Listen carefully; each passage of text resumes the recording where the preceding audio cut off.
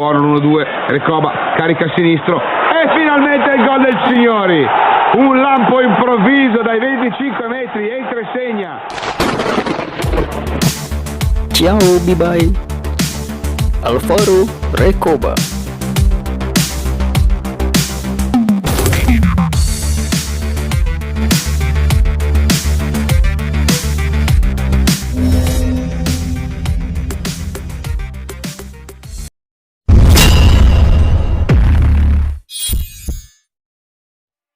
Bernama lengkap Alvaro Alexander Recoba Rivero.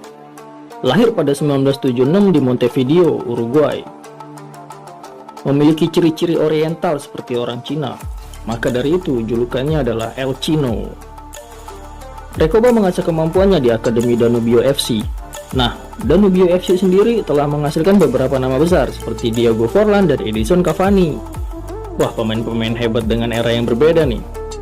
Nggak terasa sekarang Cavani udah mulai uzur ya. Makanya hidup itu tuh singkat. Tersenyumlah selagi kita masih punya gigi. This is not okay. This needs to stop now. Bakat jeniusnya ditemukan sama Sandro Mazzola, legenda Inter era 60-an.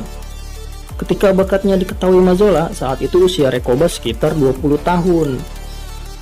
Recoba, sigue Recoba por el medio el Juanchi, por el medio Ravera, por el medio Adipe, sigue Recoba, Recoba.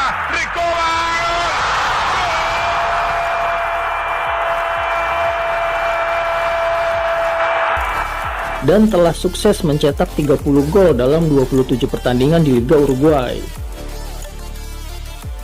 Mazzola kemudian memberitahu ke temannya, Massimo Moratti, yang sempat menjabat sebagai presiden Inter era 95 sampai dengan 2013. Saat itu Mazzola mengusulkan kepada Moratti untuk segera mengumpulkan 15 juta pounds untuk membajak Recoba ke Italia.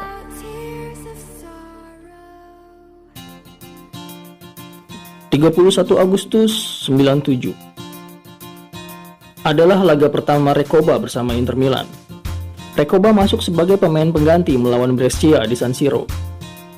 Aksinya mengalihkan perhatian dunia dari sang fenomenal saat itu, Ronaldo de Lima. Di hari itu, Recoba mengantarkan timnya Inter Milan meraih kemenangan, di mana Recoba mencetak 2 gol tatkala Inter menang 2-1 atas Brescia. Gol pertamanya dijuluki Thunder Bastard karena jarak shootnya hampir 30 meter. 1-2, Recoba carica a sinistro e finalmente il gol del Cino. Sementara gol keduanya melalui tendangan bebas ke pojok atas gawang setelah pelanggaran Cristiano Doni. La rincorsa di Recoba, il suo tiro e il gol del 2-1. Gol Signori. Gol tersebut menguatkan Inter untuk bangkit dan memenangkan pertandingan dengan skor 2-1.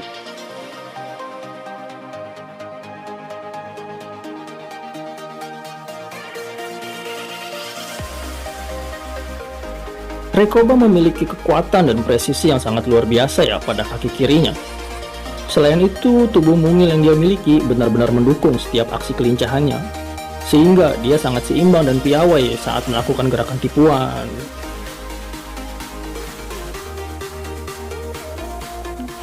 Setelah 2 musim di Inter dan dianggap belum matang nih karena kurang jam terbang di Serie A, akhirnya Recoba dipinjamkan ke Venezia. Ketika membela Venezia, Recoba membuktikan mampu bermain di level tertinggi. Bahkan dia hampir sendirian bertanggung jawab menyelamatkan tim dari keterpurukan. Pokoknya tumpuan tim banget lah. Bersama Venezia, Recoba berhasil mencetak 11 gol dan 9 assist dalam 19 pertandingan. Imbasnya, Recoba berhasil membawa Venezia menjauh dari zona degradasi musim itu. Setelah bermain bagus di Venezia selama kurang dari 1 musim, Recoba layak kembali ke pangkuan tim tercinta Inter Milan. Januari 2001, dia memperpanjang kontrak dengan Inter sampai 30 Juni 2006. Tetapi pada bulan yang sama, dia mengalami masalah karena menggunakan paspor palsu. Recoba dihukum dengan larangan bermain selama 1 tahun. Namun setelah naik banding, hukumannya dikurangi menjadi 4 bulan. Pada musim 2002-2003, Inter dilatih oleh Hector Cooper. Recoba menikmati musim terbaik dalam karirnya di Inter. Lalu Hernan Crespo dan Christian Vieri datang untuk menggantikan Ronaldo. Dan ketiga pemain itu berperan penting dalam perjalanan Inter menuju semifinal Liga Champions. Tapi hubungan dengan sang pelatih mulai tegang nih. Saat Hector pernah diisukan publik dalam kasus penganiayaannya terhadap Recoba. Rumor itu muncul begitu aja setelah penampilan buruk Recoba menghadapi Lazio di laga terakhir musim tersebut. Sementara Moratti meredakan kabar itu dengan menunjuk Alberto sebagai pelatih Inter selanjutnya. Alberto memberikan Recoba peran bebas. Keputusan itu terbukti tepat karena Recoba mencetak rasio gol per menit yang luar biasa.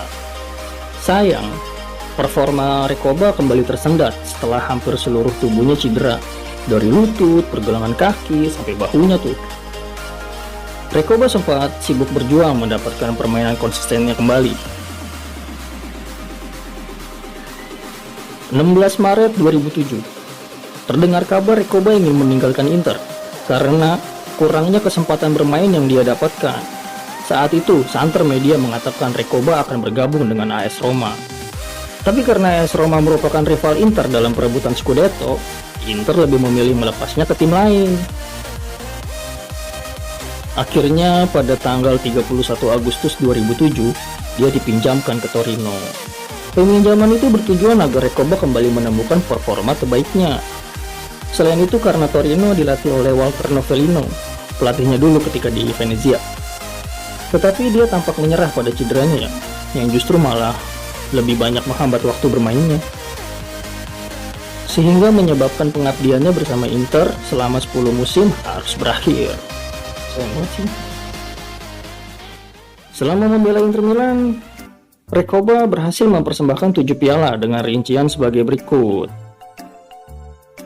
1 piala UEFA 97, 2 piala Coppa Italia 2004-2005, 2 piala Super Italia 2005-2006, dan Scudetto 2 kali berturut-turut, 2005-2006 dan 2006-2007. Karena ciri khas dan gaya bermainnya yang menghibur, Recoba akan selalu dikenang oleh fans Inter di seluruh dunia. Total Recoba telah mengoleksi 217 penampilan dan 64 gol di Italia. 2-1, gol 2-1, magia di Recoba, che gol signori, che ragnatela tolta, il delirio dei 60.000 del Meazza, 2-1, doppietta di Recoba.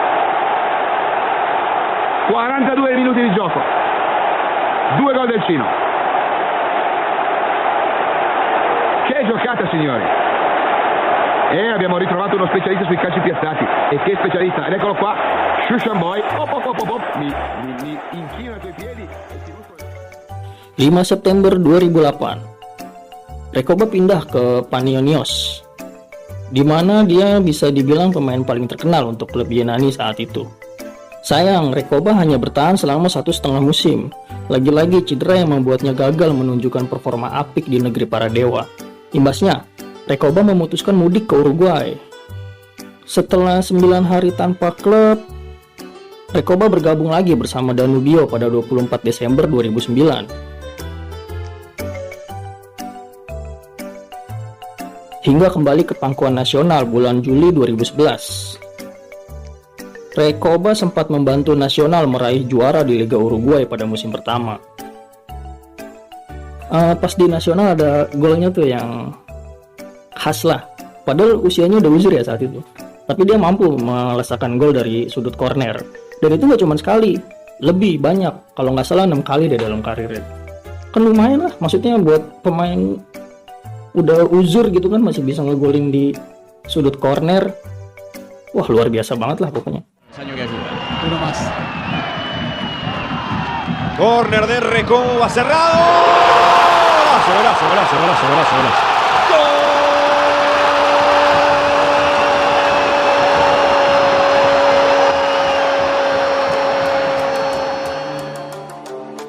Sepanjang karirnya di tim nasional Uruguay, dia mencetak 11 gol dalam 69 penampilan untuk tim nasional Uruguay. Recoba berpartisipasi di Piala Dunia 2002 dan 2 turnamen Copa America. 31 Maret 2016 adalah pertandingan terakhirnya sebagai pesepak bola profesional, di mana dia menginjak usia 40 tahun. Saat itu berlokasi di Estadio Grand Park Central Montevideo. Sejak memutuskan pensiun, Alvaro Recoba memutuskan bekerja total di belakang meja dan menjabat sebagai direktur nasional. Sempat menyandang status sebagai pemain Uruguay bergaji tertinggi selama membela Inter Milan, dia nggak lantas hidup berfoya-foya. Recoba diam-diam menyiapkan masa tuanya dengan berinvestasi di berbagai sektor, kayak real estate, kuliner, dan perfilman.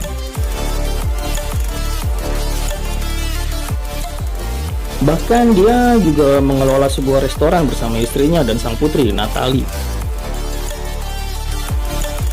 Saya bertaruh untuk hidup dan berinvestasi di Uruguay, ujarnya dalam wawancara dengan majalah Caras.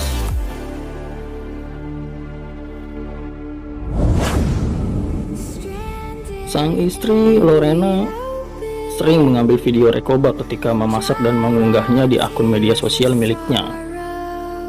Ternyata selain lihai mengolah si kulit bundar, Recoba juga terampil dalam mengolah berbagai bahan masakan. Talenta itu rupanya menarik perhatian produser program televisi yang populer di dunia tersebut. Kala itu mereka mencari pesohor yang piawai memasak dan punya waktu banyak untuk menjalani proses pengambilan gambar yang memakan waktu berhari-hari.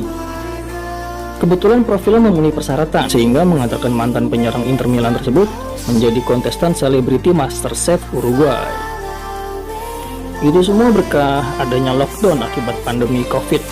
Selama masa karantina, Recoba sering unjuk kebolehan mengolah bahan masakan di dapur dan pekerjaan rumah lainnya.